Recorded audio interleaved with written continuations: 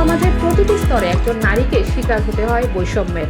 আর তাই বিশ্বজুড়ে নারীর ক্ষমতায়ন, লিঙ্গ সমতা এবং নারীদের প্রতি সহিংসতা বন্ধের আহ্বানে প্রতি বছর 8ই মার্চ পালন করা হয়ে থাকে আন্তর্জাতিক নারী দিবস। ভিটিভির আজকের এই বিশেষ আয়োজন এই বিশেষ দিবসটিকে ঘিরেই। সঞ্চালনায় আছি আমি সেজুতি তালুকদার।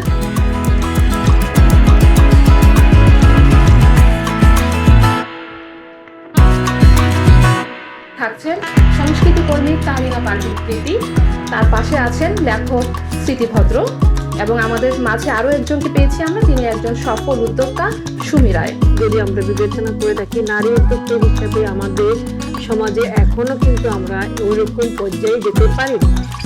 এই দিবসটা পালন করা হয় বলেই আমরা আমাদের কথা বলতে পারি।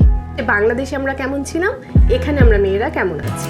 আইনের শাসনটা প্রতিষ্ঠা না হলে আসলে কখনোই মেয়েরা যেটা মানে নিরাপত্তাজনিত যে সমস্যাগুলো ওখান থেকে আসলে মুক্ত হতে পারবে না।